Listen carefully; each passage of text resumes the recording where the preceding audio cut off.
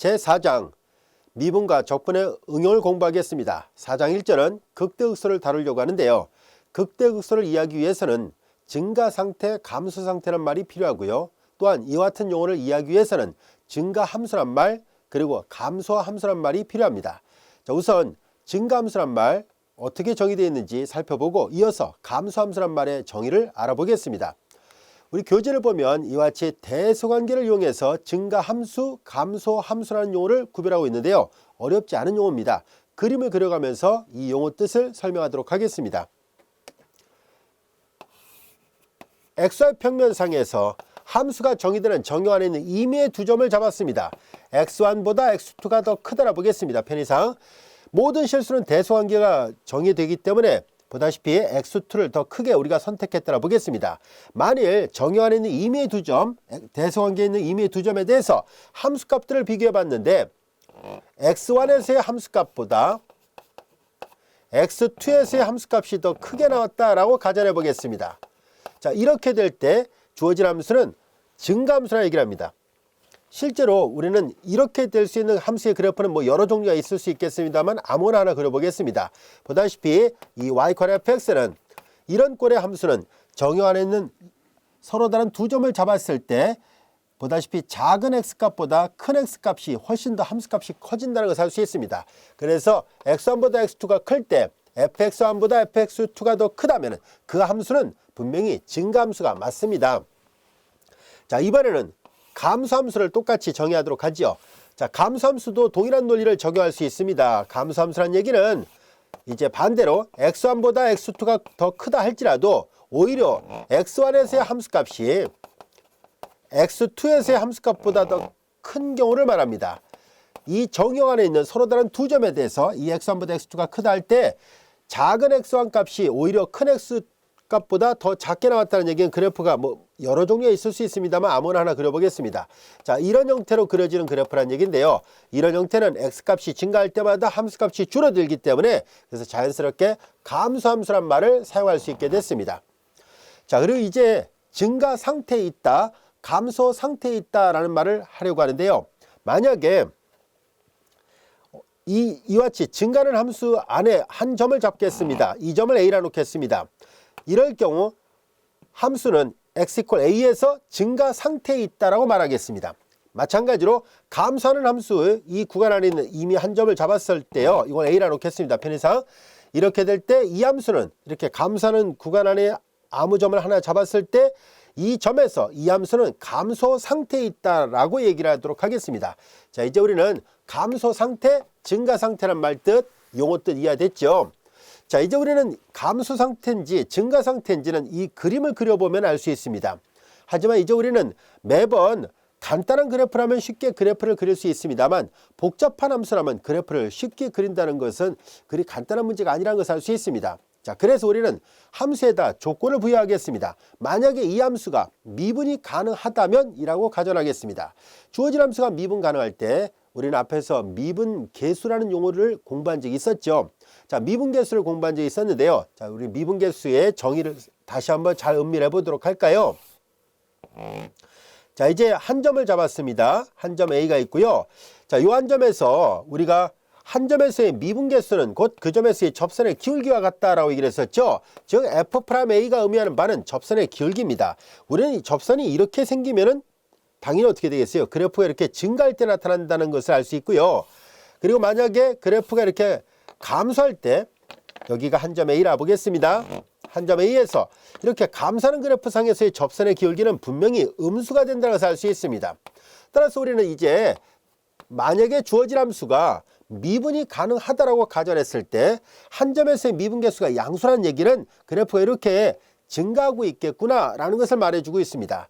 또한 함수 f가 미분 가능할 때 한 점에서의 미분계수가 0보다 작다는 얘기는 보다시피 주어진 함수가 감소하고 있구나 라는 것을 알 수 있습니다. 따라서 우리는 그래프의 개형을 그려보지 않더라도 한 점에서의 미분계수 값의 부호를 가지고서 그 점에서 증가 상태에 있다, 그 점에서 감소 상태에 있다라는 것을 판단할 수 있습니다. 자, 그것을 요약하는 것이 바로 이겁니다. F'이 양이면, 한 점에서 F'이 양이면 주어진 함수는 그 점에서 증가 상태에 있다라고 말할 것이고, F'이 음이면 주어진 함수는 그 점에서 감소 상태에 있다 라고 얘기를 하도록 하겠습니다. 자, 이제 우리는 한 점에서의 미분계수의 부호를 가지고 증가상태, 감소상태라는 말을 하게 됐는데요. 이제 정역 안에서 주어진 함수가 미분 가능하다면, 즉 한 점뿐만 아니라 정역 안에 있는 모든 점에서 미분 가능하다면 이제 다음 같은 것을 생각해 보겠습니다. F'A가 아니라 F'X로 바꿔놓겠습니다. F'X가 양이면 주어진 함수는 당연히 증가함수라고 얘기를 하겠습니다. 왜냐하면 증가상태는 한 점만 얘기하거든요. 그러나 정역 안에 있는 모든 점에서 F'이 양이면 그러면 그 구간 안에서 주어진 함수는 증가함수다라고 얘기를 할 것이고, 마찬가지로 정역 안에 있는 한 점뿐만 아니라 정역 안에 있는 모든 점에서 F'이 0보다 작다면 주어진 함수는 감소함수다라고 얘기를 하도록 하겠습니다. 자, 용어 뜻 이해됐죠? 자, 그래서 우리 그것을 요약하면 다음 같은 말이 됩니다. 함수 fx가 어떤 구간에서 미분 가능할 때 구간 안의 모든 x에 대해서 F'이 양이면 주어진 함수는 증가함수라는 말을 할 수 있고요. 또한 F'이 0보다 작으면 주어진 함수는 감소함수입니다 라는 말을 할 수 있게 됐습니다. 이해됐죠? 왜냐하면 구간 안에 있는 모든 점에서 F'이 양이니까 계속 증가 상태에 있어요. 그래서 구간 안에 있는 모든 점에서 F'이 양이면 계속 증가 상태에 있으니까 당연히 증가함수가 되고요. 구간 안에 있는 모든 점에서 F'이 음이면 계속 감소 상태에 있어요. 그래서 감소함수라는 것을 알 수 있습니다.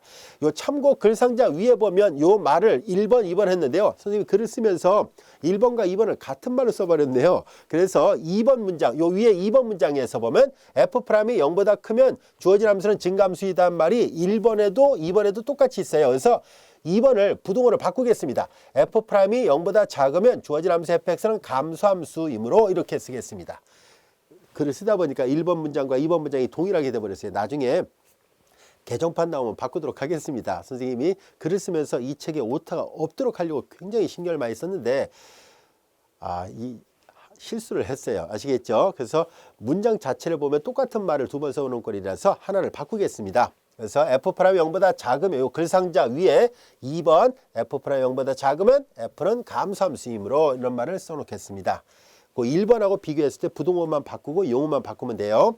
자, 이제 이 말 뜻 충분히 이해됐죠? 자, 근데 이때 주의할 점이 있습니다. F'이 양이면 증가함수가 맞습니다. F'이 음이면 감소함수가 맞아요.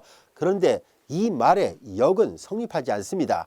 그래서 실제 시험에서도 많이 출제됩니다. 다시 말해서 OX 문제 한쪽으로만 가는 정리다 보니까 역이 성립하지 않아서 착각을 일으키기 쉽거든요. 다시 말해서 함수 fx가 주어진 정역 안에 있는 모든 점에서 증가함수라고 했을 때 F'이 물론 미분이 가능하다고 보겠습니다. 증가함수라고 할지라도 F'이 항상 양이라는 보장 없습니다. 그래서 왜 그걸 구별하려고 하냐면 예를 들어서 본다면은 fx가 x의 3승 같은 그래프는요.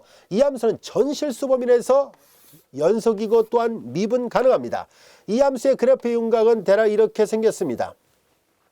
모든 점에서 미분이 가능해요. 그런데 그림을 보면 알 수 있듯이 자, 지금까지 설명했던 것처럼 서로 다른 이 정역 안에 있는 서로 다른 두 점을 어디서 잡든 간에 큰 걸 대입한 게 작은 걸 대입한 것보다 훨씬 더 크다는 것을 알 수 있으니까 분명히 이 함수는 증가함수가 맞습니다. 얘는 증가함수가 맞아요.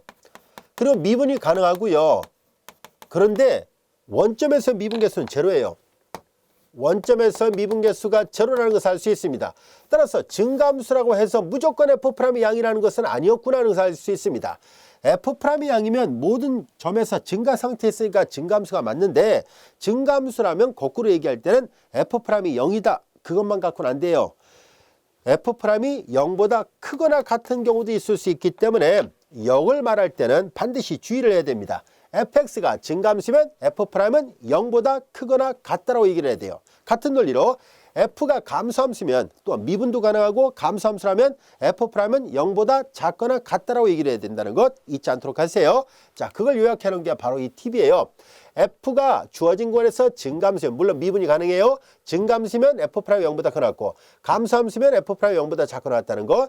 말이 앞뒤가 바뀌었을 때 등호가 들어가느냐 안 들어가느냐 잘 신경 써야 돼요. 입학시험 문제, OX 문제 뭐가 나오냐면 이렇게 증가함수면 F'이 0보다 크다 이렇게 물어볼 때가 있는데요. 틀린 명제입니다. 아시겠죠? F'이 양이면 증가함수인데 거꾸로 갈 때는 이런 예문이 있거든요. 그래서 등호도 들어갈 수 있어요. 그래서 F가 증가함수잖아요. 미분도 가능하고 그러면 F'이 0보다 큰 건 당연한 얘기인데 등호도 들어갑니다 라는 얘기예요. 아시겠죠? 잘 구별하기 바랍니다. 자, 이제 우리는 다음 같은 예문을 통해서 이제 극대극소뿐만 아니라 증가, 감소 이런 용어들을 좀 더 명확하게 이해를 해보려고 합니다. 자, 우선 감소하는 x값의 범위가 이 범위일 때 상수 a, b를 각각 구해보세요라는 얘기예요. 주어진 3차함수가 감소하는 구간이 있다라는 얘기예요. 자, 3차함수의 최고점 앞에 개수가 플러스면은 최고점 앞에 개수가 플러스면 그래프 윤곽은 이런 식으로 그려집니다. 그런데 여기에서 이 범위가 뭐 x축보다 클지 작을지 몰라도 아무렇게나 하나 그려볼게요. 이 감소하는 x값의 범위가 2라고 b예요 라는 뜻이에요. 자, 이때 상수 a, b를 각각 구해보세요 라는 얘기예요. 자, 감소하는 그래프가 이렇게 감소하는 나머지 범위는 보다시피 1보다 작거나 b보다 크면 증가하는 그래프란 것은 증가하는 범위가 나온다고 해서 알 수 있어요. 자, 그래서 이런 문제를 어떻게 구할 것인지 한번 살펴보도록 할까요? 함수 f가 감소한다는 얘기잖아요. 감소한다는 얘기니까 조금 아까 얘기했죠? 증가함수면 f'이 0보다 크거나 같고 감소함수면 f'이 0보다 작거나 같다라는 것을 이용할 것입니다. 자, 감소함수이므로 주어진 범위가에서 감소함수라고 얘기를 했었으니까 f'x를 계산해 봅니다. 일단 도함수 구해보면 3x의 제곱 마이너스 2, 6, 12x 그리고 플러스 a 이렇게 되죠. ax 플러스 7이었어요. 자, 이제 여기에서 f'이 0이 되는 점이 두 점입니다라는 얘기가 바로 f'이 0이 되는 값은 곧 무슨 말이냐면 이건 그림상으로 보면 무슨 뜻이냐면 f'이 제로란 얘기는 무슨 말이겠어요? 접선의 기울기가 0이 되는 점이라는 뜻이에요. f'이 0이 되는 점이 이렇게 두 군데가 있습니다라는 얘기예요. 그 x값 하나가 1이고 또 하나의 x값이 b였다는 뜻이에요. 따라서 f'이 0이 되는 이 방정식의 근이 하나는 1이고 하나는 b였다는 얘기거든요. 그래서 이 사실로부터 얘가 x = 1과 이거의 이거의 실근이라 하겠습니다. 실근은 x = 1과 x = b라는 얘기예요. 따라서 이 방정식에서 근과 계수 관계를 쓰겠습니다. 두 근의 합은 1 더하기 b죠. 마이너스 a분의 b예요. 이 사실로부터 b가 3이었다는 것을 알게 됐습니다. b가 3이었네요. 그 다음에 두 근의 곱을 계산합니다. 두 근의 곱 1 곱하기 b예요. 1 곱하기 b는 a분의 c 3분의 a예요.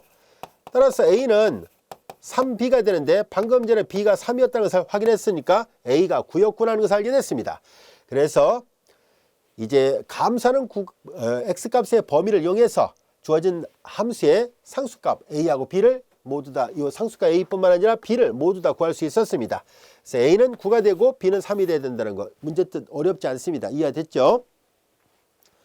자, 우리는 증가한다, 감소한다 이런 용어를 배웠으니까 이제 극대극소에 대한 정확한 수학적 정의를 살펴보도록 하겠습니다. 우선 함수가 한 점에서 연속이고 그 점의 좌우에서 f가 증가 상태에 있다가 감소 상태로 바뀌는 거를 생각해 보겠습니다. 한 점에서 연속이니까 함수값이 있어야 돼요. 그런데 요 x = a라는 점의 좌우에서 함수가 증가 상태에 있다 감소 상태로 간다. 즉 그림을 그려서 살펴보도록 하죠. 여기가 a가 있습니다. a라는 한 점에서 이 점 왼쪽과 오른쪽에서 함수가 증가 상태에 있어요. 증가 상태라는 얘기는 무슨 말이겠습니까? 그렇죠? 증가하는 구간 안에 있는 어느 한 점이 있다는 얘기예요. 좌우라고 얘기했지 왼쪽에서부터 뭐 몇 센치 지점이다 이런 말을 한 게 아니잖아요. 이 점의 왼쪽에서는 계속 증가하고 있어야 되고 이 점 오른쪽은 계속 감소하고 있어야 된다는 얘기니까 그래프 윤곽은 계속 증가 상태에 있다가 계속 감소 상태에 있어야 되고요. 연속 함수니까 값은 있어야 돼요. 자, 이렇게 될 때 어떤 함수가 연속이면서 x = a라는 점 왼쪽에서는 계속 증가하다가 이 점 오른쪽에서는 계속 감소하고 있다면 그렇게 되는 점을 우리는 극대점이라 얘기를 하겠습니다. 이런 점을 극대점이라 할 거예요. 자, 같은 논리로 이제 x = a라는 점을 경계해서 그 점보다 작을 때는 계속 감소 상태에 있다가 그 점보다 클 때는 계속 증가 상태에 있다면 이렇게 될 때 이 점을 우리는 극소점이라 정의를 하도록 하겠습니다. 자, 극대극소의 정의는 어렵지 않습니다. 한 점을 경계로 해서 그 점 왼쪽과 오른쪽에서 증가 상태에 있다 감소 상태로 가면은 극대, 감소 상태에 있다가 증가 상태로 바뀌면 극소라고 얘기를 합니다. 그때의 점은 각각 극대점, 극소점이라고 그를 a를 대입했을 때 극대가 나온다면 그때의 값을 극대값, 역시 같은 논리로 극소값이라고 얘기를 합니다. 자, 그래서 x = a에서 극대값을 갖고 x = a에서 극소값을 갖는다라는 말. 감소상태다 증가상태. 감소상태다 증가상태니까 여기가 극소값이라는 얘기예요. 그때 y값이. 얘는 증가상태에다 감소상태로 가니까 이건 극대점, 그때의 함수값을 극대값이라고 표현합니다. 용어 자체가 어렵지 않죠? 자, 그런데 용어는 정말 이해하기 쉬워요. 왜냐하면 그래프를 그려보면 좀 더 수월하게 이게 극대점이고 여기가 극소점이구나 라는 것을 알 수 있습니다. 자, 그런데 우리가 모든 함수의 그래프를 다 기억하고 있는 것은 아니지 않습니까? 그래서 그림이 그려져 있다면 극대극소는 이 정의 자체가 되게 쉽기 때문에 이해하기 쉽습니다. 하지만 우리는 아주 복잡한 함수라면 그 그래프의 개형을 모르는 상태고 어느 특정한 점 왼쪽에서 오른쪽에서 이런 일이 벌어질지 아무도 알 수 없습니다. 자, 그래서 이런 문제를 해결할 수 있는 좋은 대안이 없을까 하는 것을 생각해 보려고 합니다. 자, 그래서 우리는 이 함수가 조금 전에는 미분 가능이란 말은 전혀 없었잖아요. 여기에다가 만약에 미분이 가능하다라는 전제 조건을 한번 부여를 해 보겠습니다. 주어진 함수가 만약에 미분이 가능하다면 어떤 일이 발생할 수 있을까 하는 얘기입니다. 자, 그럼 이 그림을 잘 보세요. 아까 f'이 0이 되는 점을 생각했었죠. 일반적으로 이렇게 미분에서 0이 되는 점을 우리는 보통 얘기를 했냐면 이런 것들을 임계점이라 얘기를 합니다. 미분 가능한 함수에 대해서 f'이 0이 되는 점을 찾는 것을 임계점을 구한다라고 얘기를 합니다.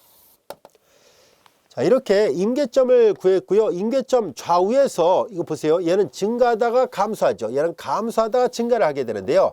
이렇게 f'이 0이 되는 점 좌우에서 만약에 증가한다는 얘기는 앞에서 우리가 배웠었죠. 자, f'이 양수가 되면 증가하는 함수거든요. 미분에서 0이 되는 점 좌우에서 f'의 부호가 바뀌는 걸 보겠습니다. 양에서 음으로 바뀌면은 그럼 당연히 그 점은 극대가 될 수밖에 없죠. 또한 f'이 0이 되는 점 f'이 0이 되는 점, 여기는 이제 뭐, 여기 A라 봅시다. 편의상. f'이 0이 되는 점 좌우에서니까 여기는 뭐, A보다 왼쪽 점, 요거는 X는 A보다 오른쪽 점이었다라 보겠습니다. 자, 이제 이 식에서 f'이 0이 되는 점이 B였다라 볼게요. 미분에서 0이 되는 점 좌우에서 f'이 음에서 양으로 바뀌면 당연히 극소가 됩니다. 자, 이런 현상을 이제 정리를 한 게 바로 이거예요. f가 만약에 미분이 가능하다면 그래프를 다 그려보지 않더라도 f'의 부호의 변화를 보고서 극값을 조사하는 게 가능합니다. 극값이란 말은 무슨 말이냐면 극대값과 극소값을 한꺼번에 통칭해서 이루는 말이에요. 자, 이제 여기서 다시 한번 볼게요.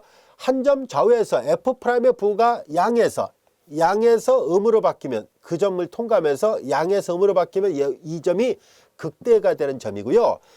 음에서 양으로 바뀌면 음에서 양으로 바뀌잖아요. 그러면은 음에서 양으로 바뀔 때 그런 점이 극소가 됩니다 하는 얘기예요.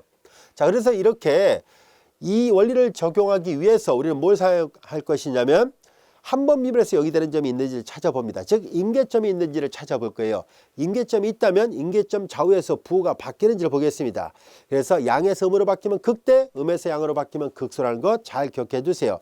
이걸 이제 잘 정리한 것이 바로 일계도함수 판정법이라 합니다. 극대극소를 조사하는 일계도함수 판정법이에요. 여러분들이 고등학교 교과정에서도 많이 해왔던 판정법이죠.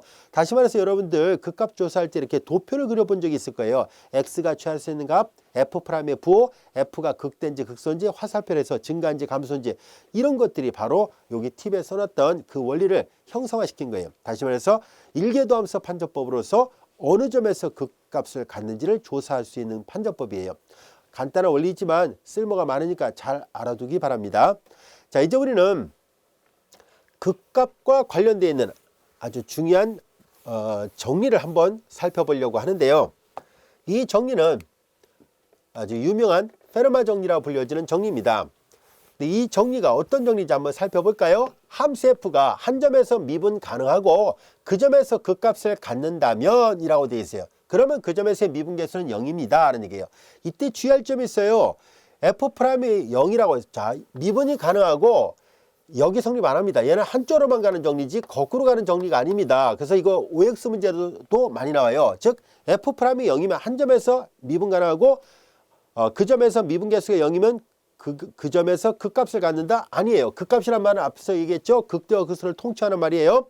이 명제는 여기 성립 안 합니다. 왜냐면 반례가 있어요. EM은 원점에서 F'이 0이 되지만 이 점은 극대도 아니고 극소도 아니에요. 왜냐하면 증가하다가 감소하지도 않고요. 감소하다가 증가하지도 않잖아요. 계속 증가만 하잖아요. 그럼에도 불구하고 F'이 0이 되는 점이 생겨버렸으니까 미분은 가능했지만 또 그 점에서 어느 한 점에서 미분 개수가 0이었지만 그 점에서 그 값을 갖지는 않습니다. 따라서 페르마 정리는 여기 성립하지 않습니다. 한쪽으로만 갑니다. 미분간하고 그 값을 가지면 그 점에서는 미분 개수가 0일 수밖에 없다는 건데요. 이 페르마 정리를 이용하는 시험 문제가 많이 출제됩니다. 그래서 잘 알아두기 바랍니다. 그래서 이 명제는 여기 성립하지 않기 때문에 그래서 반드시 이 앞에 있는 요 팁을 활용을 해야 돼요. 즉 미분에서 0이 되는 점만으로는 그 값인지를 모른다는 뜻이에요. 그래서 미분에서 0이 되는 점을 조사한 뒤에 다시 좌우의 부호가 바뀌는지를 마저 명확하게 판단을 해야만이 그때서야 비로소 그 값을 확인할 수 있다는 뜻이에요. 아시겠죠? 페르마 정리 여기 성립하지 않기 때문에 반드시 이 정리가 필요합니다. 이것을 일계도함수 판정법이라고 보통 얘기를 합니다. 자, 그러면 이제 일계도함수 판정법을 써서 직접 우리가 극값을 조사하는 문제를 예문을 하나 들어보고요. 또 이어서 워낙 유명한 페르마 정리를 적용할 수 있는 예문들을 순차적으로 들어보도록 하겠습니다.